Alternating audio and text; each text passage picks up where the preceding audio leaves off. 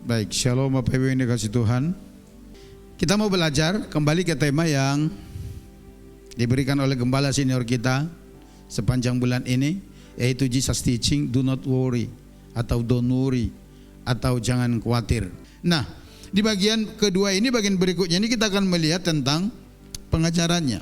Di bagian pertama, hati-hati terhadap ambisi palsu, yaitu keterjaminan segala kebutuhan badani. Maksudnya itu begini. Saudara hati-hati atau kita harus hati-hati terhadap sebuah pemikiran atau pemahaman di mana kalau kita memiliki apa yang disebut dengan makan, minum, pakai, hidup kita sudah terjamin aman. Hati-hati terhadap hal itu. Karena tidak sepenuhnya begitu. Karena kalau itu yang ada di pikiran kita, itu yang Yesus katakan, nanti kita akan menghabiskan waktu kita sepenuhnya untuk itu. Kalimat jangan kamu khawatir di dalam bacaan, khususnya ayat 25 dan 31, diulang sebanyak 3 kali. Artinya jangan ada kekhawatiran atas makanan, minuman, dan pakaian di dalam hati kita. Nah, di dalam penulisan Alkitab, kalau ada kata-kata atau kalimat tertentu sampai diulang-ulang, itu berarti pesan penting. Kalau dalam konsep perjanjian lama, kalau sampai diulang 3 kali itu berarti mutlak, nggak bisa ditawar. Jadi kalau dalam hal ini Yesus mengajar berkata jangan khawatir dalam 2 ayat ini sampai diulang 3 kali, berarti itu penting, serius sekali mengenai hal ini. Yesus memerintahkan janganlah kamu khawatir, tidak bermaksud untuk mengingkari sama sekali atau menganggap sepele akan kebutuhan-kebutuhan badani kita atau makan, minum, pakai itu. Kalau Yesus berkata jangan kamu khawatir, Yesus sedang tidak berkata, oh kamu nggak perlu pikirkan. Bukan itu maksudnya. Bukan itu. Alkitab mencatat bahwa Allah menciptakan dan memelihara ciptaannya seperti kita, saudara ya. Artinya ketika Tuhan menciptakan kita, dijelaskan juga di sana bahwa Allah itu memelihara kita dengan cara bagaimana? Ya ada juga makan, minum, pakai di sana. Jadi bukan berarti Yesus mau katakan, udahlah kamu nggak perlu pusing dengan segala macam, nggak makan pun, bukan itu maksudnya. Jelas ya saudara ya. Ketika Yesus berkata jangan kamu khawatir, next.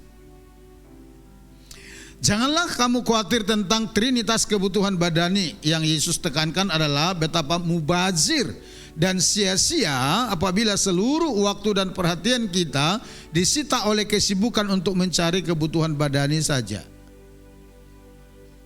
Ketika Yesus berkata jangan kamu khawatir tentang apa yang kamu makan, minum, pakai, yang Yesus tekankan begini, kalau pikiran kita, waktu kita, tenaga kita sepenuhnya habis hanya untuk mencari apa yang dimakan, apa yang diminum, apa yang dipakai, Yesus berkata, terlalu sia-sia waktu yang kamu gunakan kalau hanya untuk itu saja gitu loh. Mubazir kata Yesus, kasihan, waktumu itu sia-sia, kamu habisin untuk itu. Nah alasannya yang pertama, kalau orang hanya menghabiskan waktu untuk mencari apa yang perlu dimakan, minum, dan pakai, ini dia. Para murid akhirnya menjadi tidak produktif di dalam Tuhan. Kita boleh berkata bahwa kita adalah murid Kristus, tapi ketika pikiran kita terus diwarnai, oh saya bekerja pokoknya untuk makan, untuk apa yang diminum, untuk apa yang dipakai. Saudara tidak akan produktif, tidak bisa produktif di dalam kerajaan Allah, di dalam melayani Tuhan. Bahkan mungkin saudara akan banyak alasan untuk berkata bahwa saudara tidak sempat melakukan pekerjaan-pekerjaan Tuhan. Karena apa? Pikiran kita dikuasai oleh hal itu. Yang kedua, alasan yang kedua, karena tidak perlu demikian. Kenapa? Sebab Bapa di sorga mengetahui apa yang kamu perlukan. Yesus berkata di dalam Matius pasal 6 itu dikatakan demikian, ayat 32, coba buka dulu. Dikatakan begini, semua itu dicari bangsa-bangsa yang tidak mengenal Allah, akan tetapi Bapamu yang di sorga tahu bahwa kamu memerlukan semuanya itu. Kira-kira yang dimaksud di sini, Semuanya itu dicari oleh bangsa-bangsa. Apa itu? Yang tidak mengenal Allah loh. Ya makanan, ya minuman, ya pakaian. Orang yang tidak mengenal Tuhan pun mencari itu juga. Menghabiskan waktunya hanya untuk itu juga. Artinya begini, kalau kita orang yang berkata percaya kepada Yesus, tapi cara hidup, cara pandang kita juga tetap seperti itu, gak ada bedanya kita dengan mereka. Oleh karenanya Yesus menegaskan ada pembedaan antara kita yang sungguh-sungguh percaya kepada Tuhan dengan orang-orang dunia ini tentang pemeliharaan mengenai makan, minum, pakai dari Tuhan. Oleh karenanya di ayat 33 dikatakan begini. Tetapi carilah dahulu kerajaan Allah dan kebenarannya, maka semuanya itu akan ditambahkan kepada. Apa yang dimaksud semuanya akan ditambahkan itu? Makan, minum, pakai itu yang dicari bangsa-bangsa yang tidak mengenal Tuhan itu. Yesus mau katakan, kalau kau tidak habiskan waktumu hanya untuk mencari itu, tetapi engkau mencari kerajaan Allah dan kebenarannya, lihat bahwa Tuhan akan membuat pembedaan antara engkau yang sungguh-sungguh dengan Tuhan dengan orang-orang yang sibuk dengan hal itu gitu lah. Kembali ke slide. Paham Bapak Ibu ya? Ngerti ya?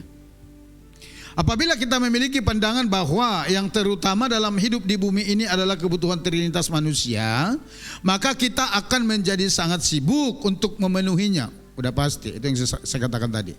Dan kita sedang memiliki pandangan yang salah dan palsu tentang manusia. Kenapa begitu? Ini dia. Karena manusia tidak hanya terdiri dari tubuh saja yang memerlukan sandang, pangan, dan papan. Tapi manusia itu terdiri dari 3 unsur, yaitu tubuh, jiwa, dan roh yang harus dirawat dan dibangun di dalam Tuhan. 1 Tesalonika pasal 5 ayat 23 berkata begitu. Semoga Allah damai sejahtera menguduskan kamu seluruhnya, dan semoga roh, jiwa, dan tubuhmu terpelihara sempurna dengan tak bercacat pada kedatangan Yesus Kristus Tuhan kita. Perhatikan, roh, jiwa, dan tubuhmu. Ada 3 unsur di sana, roh, jiwa, dan tubuh. Tapi prakteknya selama ini yang lebih fokus itu dipelihara, dirawat, hanya ini. Jarang sekali orang memikirkan yang 2 ini. Padahal yang memiliki hubungan langsung kepada Bapa di sorga adalah ini. Bahkan ketika kita masih hidup sampai pengangkatan, ini akan diubah, saudara. Tetapi realitanya kita sibuk untuk mendandani ini, yang tubuh itu. Makanya dikatakan kita salah. Kita salah pemikiran. Karena hidup itu tidak hanya terdiri dari tubuh, tapi roh, jiwa, dan tubuh. Next. Dalam ajaran Yesus yang ada di Matius pasal 6 ayat 25-34 kita diajarkan beberapa hal ini. Yaitu Yesus tidak melarang kita memikirkan apa yang akan kita makan, apa yang kita minum, dan apa yang kita pakai. Sebaliknya, Yesus mendorong para muridnya untuk belajar dari alam. Belajar dari burung-burung dan bunga-bunga di padang. Yesus tidak melarang kita untuk memikirkan itu semuanya. Justru kita harus memikirkan, tapi dengan cara yang berbeda, bukan dengan kekhawatiran gitu loh saudara. Yesus berkata, lihat burung di udara, bunga di padang, sekalipun tidak menabur, tidak berladang, tapi dipelihara Tuhan. Amin. Yesus ingin para muridnya memahami bagaimana Allah memelihara dengan baik burung-burung dan bunga-bunga tersebut. Supaya apa? Supaya pikiran kita dapat pencerahan-pencerahan dari Tuhan. Next. Yesus tidak melarang untuk merencanakan apa yang akan kita makan, apa yang kita minum dan pakai. Binatang pun mempunyai insting untuk merencanakan kehidupan mereka, membuat sarang, bertelur, kawin, dan memberi makan anak-anaknya. Amsal 6 ayat 6-8, Ulangan 26. Nah, kita mau lihat ini dulu. Ini yang dikatakan tadi di slide sebelumnya itu, Yesus tidak melarang kita untuk memikirkan makanan kita, minuman, pakaian kita, masa depan kita, rumah kita, enggak melarangnya. Bahkan disuruh kita belajar dari burung-burung, dari bunga-bunga di taman, dari alam. Coba kita buka ini, Amsal 6 ayat 6-8. Firman Tuhan menyuruh kita begini, perhatikan, hai pemalas, pergilah kepada semut. Untuk apa? Untuk apa disuruh pergi ke semut? Untuk belajar Nah, dikatakan perhatikanlah lakunya dan jadilah bijak. Stop dulu ya. Otak semut itu sebesar apa kira-kira? Gak tahu kita ya, mungkin harus pakai mikroskop kali baru kita bisa lihat. Nah, kita itu punya otak sebesar bakpao, sebesar kepal tinjumu. Tapi kita yang punya otak besar ini disuruh belajar kepada semut. Untuk apa? Mempersiapkan masa depan. Kita disuruh belajar kepada burung. Untuk apa? Untuk mempersiapkan rumah. Ngerti nggak saudara? Next. Biarpun tidak ada pemimpinnya, pengaturnya, atau penguasanya. Ayat 8. Ia menyediakan rotinya di musim panas dan mengumpulkan makanannya pada waktu panen. Itu semut. Yesus menyuruh kita belajar kepada hal-hal seperti itu. Perhatikan bagaimana semut mempersiapkan masa depannya. Perhatikan bagaimana semut mempersiapkan hidupnya untuk menghadapi sebuah musim yang tidak baik. Cara mereka bagaimana? Di waktu panas mengumpulkan bekal. Dihabisin semua? Hoi. Dihabisin semua?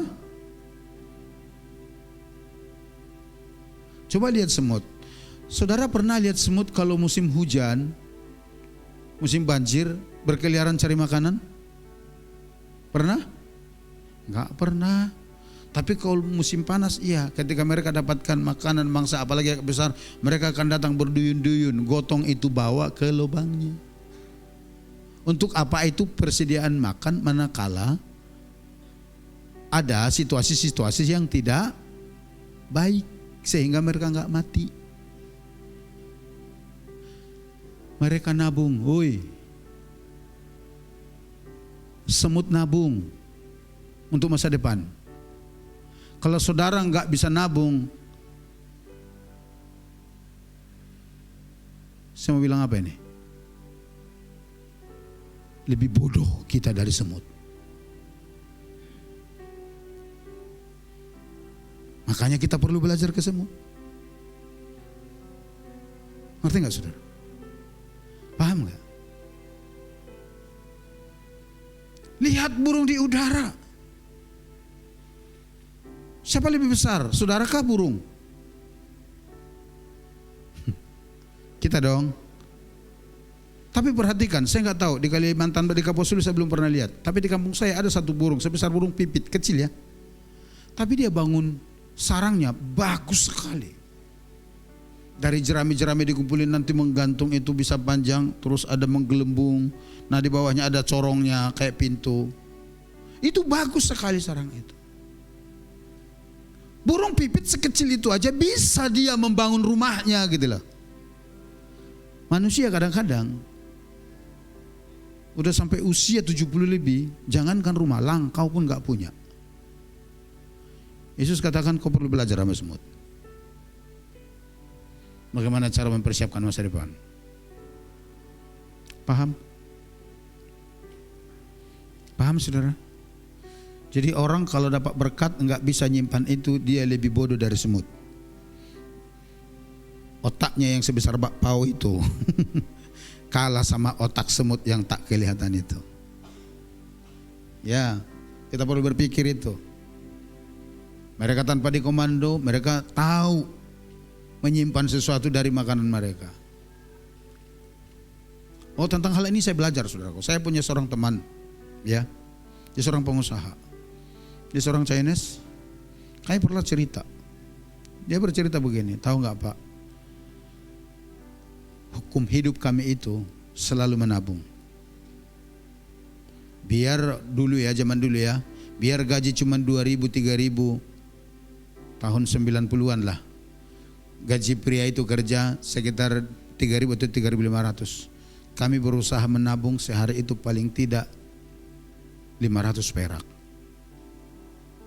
Biar kami makan di rumah itu dengan beras termurah, terus nanti lauknya pakai encalo. Tahu encalo ya saudara ya? Encalo itu dimasak lagi, ditambah air, tambah jeruknya, tambah garam.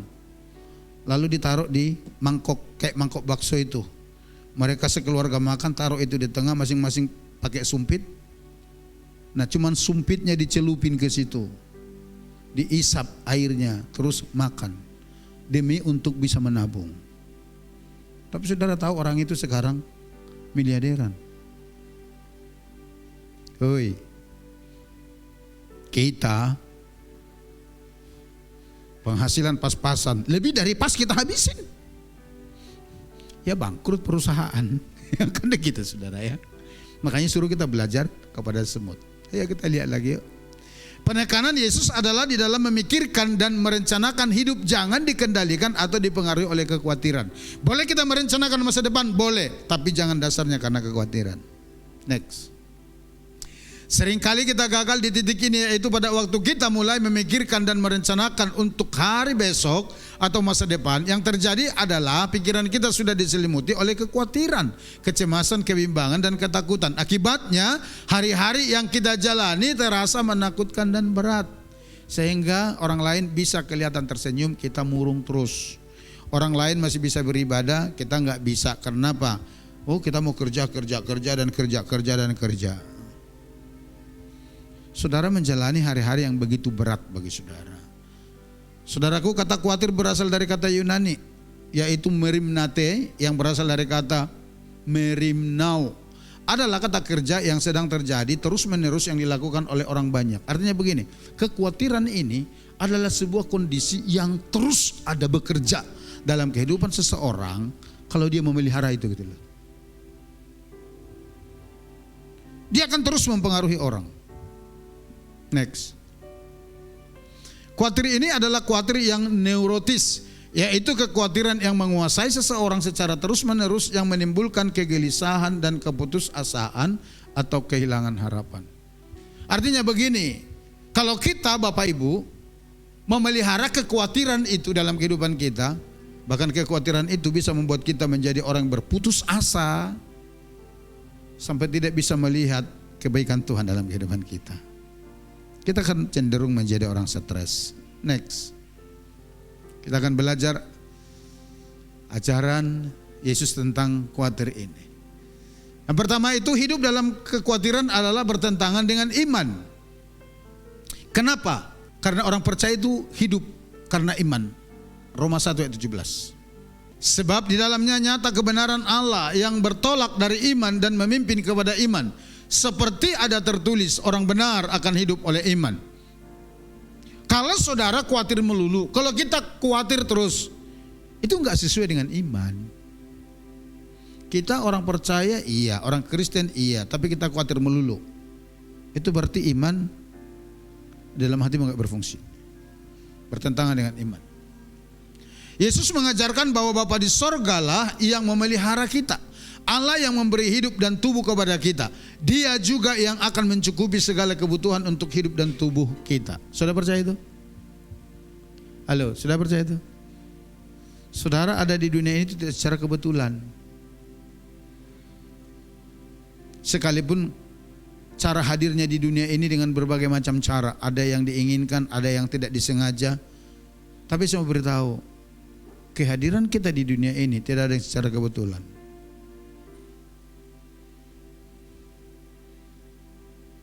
Pertemuan sel telur dan sel sperma itu enggak semua jadi. Dari sekian miliar benih kehidupan di sana, hanya satu yang berhasil menerobos bertemu dengan sel telur, dan itulah saudara.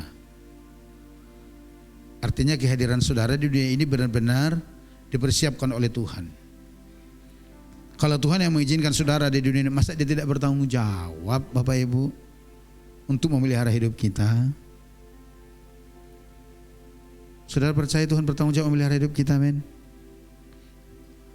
Percaya saudara ya? Next. Kata jalan hidup dalam bahasa Yunani itu dipakai kata helikia. Dapat diartikan juga tinggi badan. Selain tinggi badan dapat juga diartikan usia. Nah, menambah sehasta waktu dalam hidup kita adalah suatu perkara yang di luar kemampuan kita. Kekhawatiran tidak bisa menambah sehasta waktu hidup kita, malah sebaliknya justru bisa mengurangi 10 hasta waktu hidup kita. Kita lebih cepat mati loh saudara, kalau kita terus khawatir. Nah coba kita buka ayat yang ini, Matius 6 ayat 27. Siapakah di antara kamu yang karena kekhawatirannya dapat menambahkan sehasta saja pada jalan hidupnya? Ini yang tadi itu. Jalan hidupnya ini dalam teks Yunani itu Likia ditulis ya diartikan tinggi badan atau bisa juga usia. Artinya Bapak Ibu seperti ini. Siapakah di antara kamu yang karena kekhawatirannya dapat menambahkan, sehasta itu kan sekitar 50 cm ya, 50 cm saja pada tinggi badannya oleh karena dia khawatir. Ada saudara? Ada? Sehasta itu dari siku ini sampai ujung jari ini. Berapa ukurannya? Relatif. Kalau manusia katai mungkin cuman 15 cm. Tapi kalau orang bule bisa lebih dari 50 cm saudara. Ya kan? Udah kita ambil tengahnya 50 cm aja dah. Nah, Yesus katakan, siapa di antara kamu yang bisa menambahkan tinggi badannya sekitar 50 cm?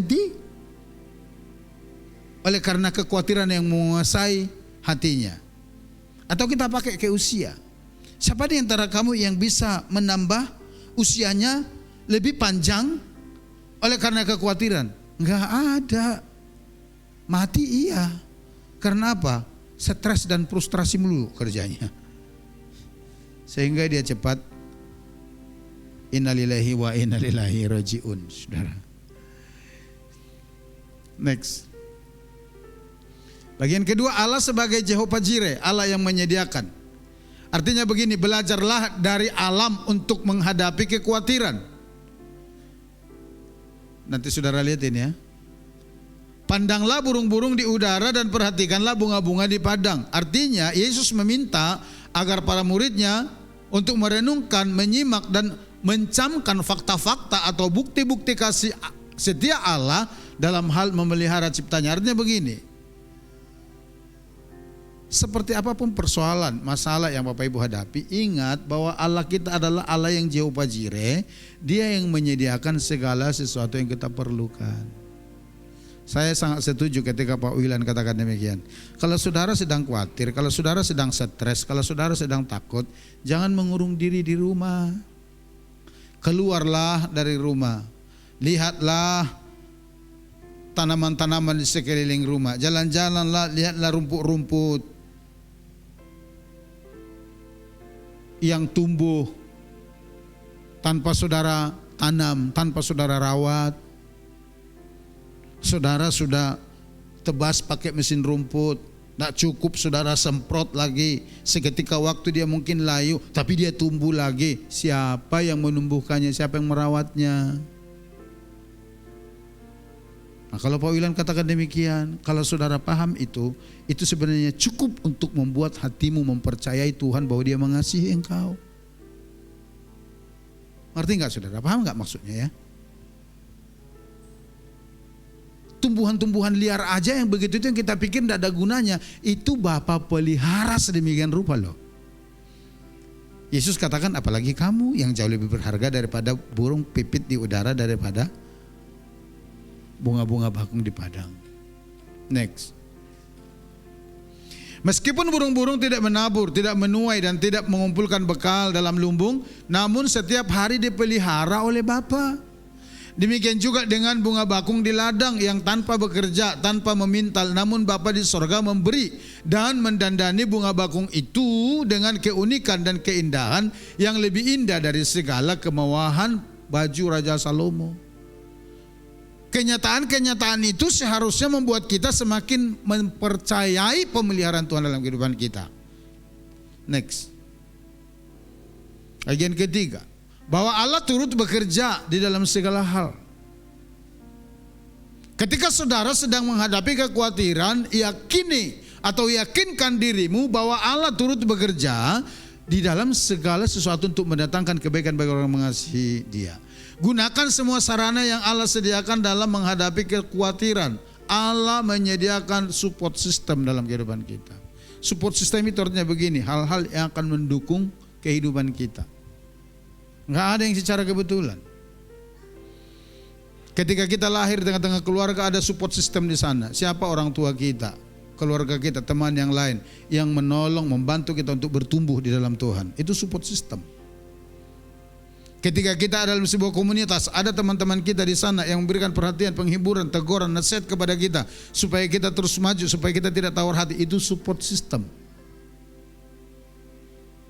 Kita harus pergunakan itu. Ketika firman Tuhan berkata, lihat burung pipit di udara tidak pernah menabur tapi Bapa pelihara. Lihat bunga bakung di padang yang tidak pernah berdandan tapi Bapa hiasi, bahkan lebih indah daripada baju Salomo. Itu tidak terjadi begitu saja.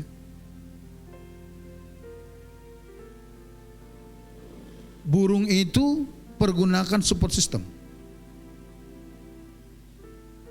Burung tidak tinggal di sarang aja lalu hanya menciap-ciap, ciap, lalu datang tangan Tuhan ngantar ke sana padi. Kalau burung pipit ya. Kalau dia burung Raja Wali, tiba-tiba tangan Tuhan datang menyambar seekor domba lalu dicincang antar ke enggak. Penyediaan yang telah Tuhan sediakan itu semua dimanfaatkan untuk kehidupan. Tuhan telah menyediakan support system bagi kita. Kalau tadi pagi saya katakan demikian, jangan beriman konyol. Saya ingat, bahkan pernah saya baca kisah ini. Suatu waktu ada sebuah kejadian tragis. Di suatu tempat terjadi banjir bandang yang sangat besar.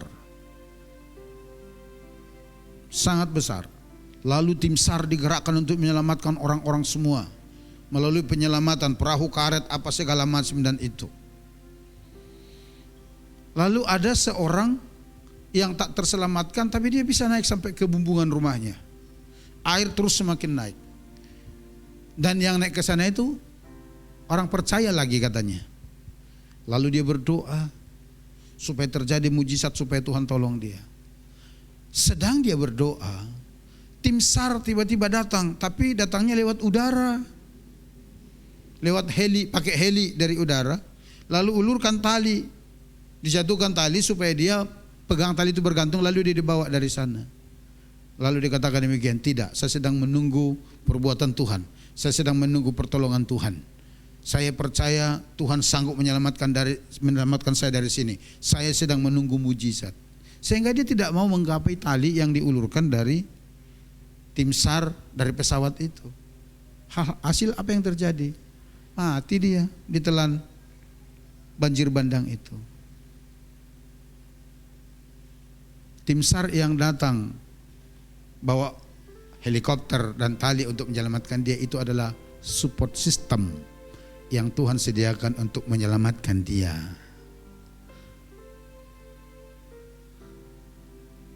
Jangan beriman konyol ya saudara ya. Kalau saudara sakit, boleh gak pergi ke dokter? Boleh. Itu support system yang Tuhan sediakan bagi kita. Ketika terjadi pembantaian anak-anak di Mesir, siapa yang menyelamatkan Musa dari pembantaian itu?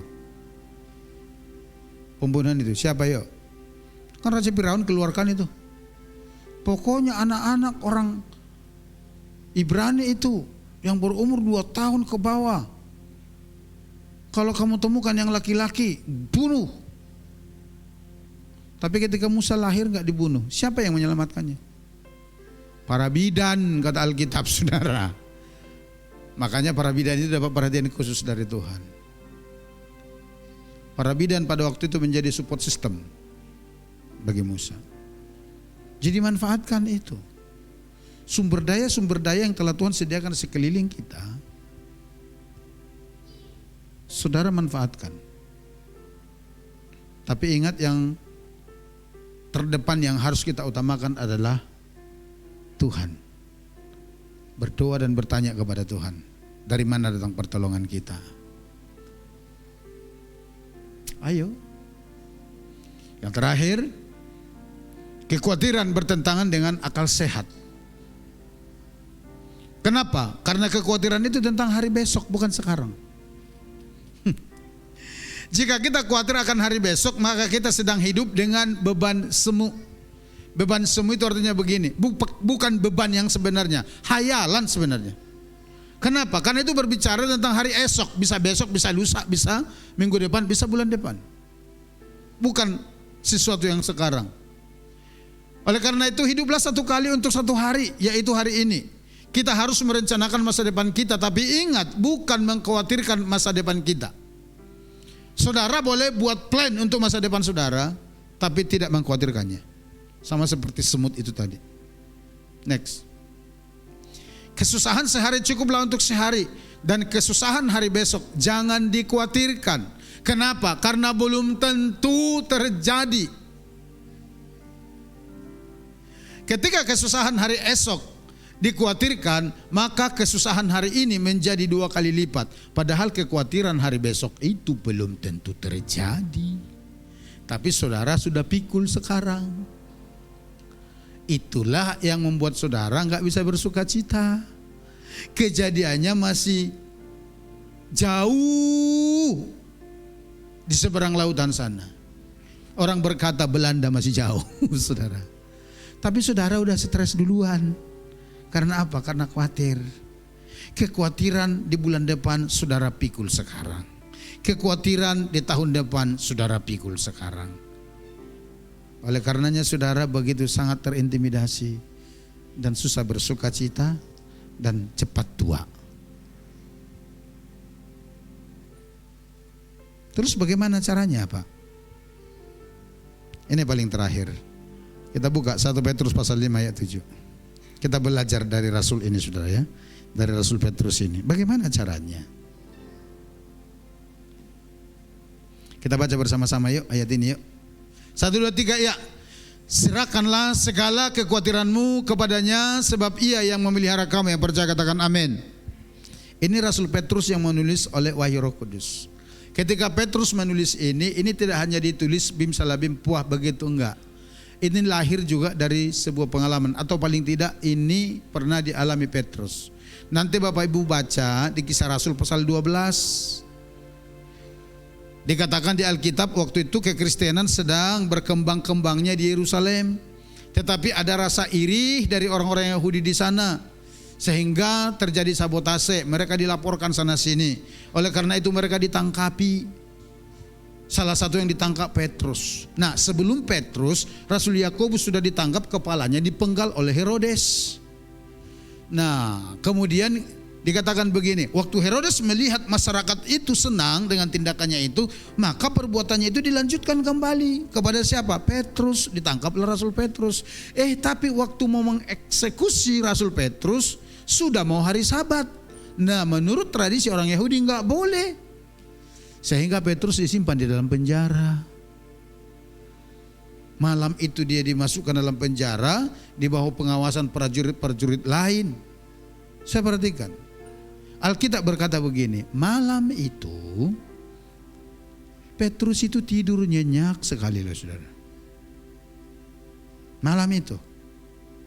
Saudara bisa bayangkan, besok dia bangun akan menghadapi hukuman gantung atau hukum pancung. Malam itu dia masih bisa tidur nyenyak. Alkitab berkata di Kisah Rasul 12 itu dikatakan demikian, sampai malaikat hadir di dalam penjara itu penuh dengan sinar kemuliaan, Petrus enggak sadar-sadar. Saking nyenyaknya tidurnya.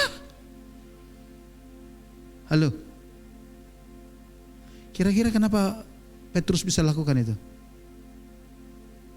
1 Petrus 5 ayat 7 itu. Dia belajar menyerahkan semua ketakutan, kekhawatirannya kepada Tuhan. Sebab dia katakan, dialah yang memelihara hidupku. Ini ayat yang sangat memberkati saya.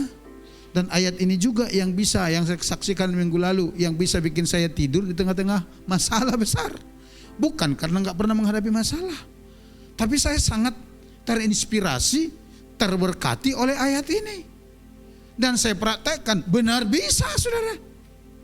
Ada masalah, ada, tapi katakan Tuhan, aku serahkan masalah kepadamu, kekhawatiranku, karena Engkau yang memelihara hidupku. Aku mau bobo. tidur nyenyak. Pertanyaan saya begini, kalau kaleng tempat berasmu sudah bunyi kerentang keruntung, karena isinya sudah menipis, bunyi canting di dalam, saudara masih bisa tidur? Saudara masih bisa tidur nah? Tagihan uang kuliah anak apa segala macam, pokoknya kalau enggak dibayar besok di DO, masih bisa saudara tidur malam ini?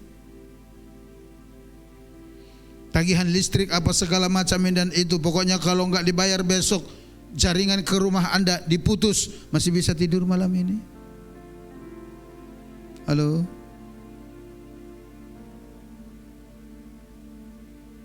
Ada salah satu dari anggota keluarga kita sedang masuk di ruang operasi peludar 2 kampel, yang dapat baru 1. Kalau enggak ditemukan darahnya di dalam waktu sekian jam, kita tidak jamin nyawanya. Saudara masih bisa tidur? Halo? Petrus, bahkan paginya dia menghadapi hukum pancung, malamnya dia masih bisa tidur. Karena apa? Dia menyerahkan kekhawatirannya, ketakutannya kepada Tuhan. Sehingga apa yang terjadi? Lihat bagaimana cara Tuhan membebaskan Petrus dari intimidasi, dari tekanan itu, sehingga dia terbebas menjadi orang menang, bersukacita di dalam Tuhan. Karena apa? Petrus tahu bahwa Tuhan jauh lebih tahu apa yang terbaik untuk hidupnya. Dan saya mau katakan, Tuhan lebih tahu apa yang terbaik untuk saudara dan saya daripada saudara dan saya. Kalau Tuhan lebih tahu, ngapain saudara tertekan hanya oleh karena masalah? Kita katakan seperti Petrus berkata, serahkanlah kekhawatiran kita kepada Tuhan, sebab Dia yang melihara kita. Maka saudara akan melihat pertolongan dari Tuhan. Saudara mau mengalami pertolongan dari Tuhan, amin.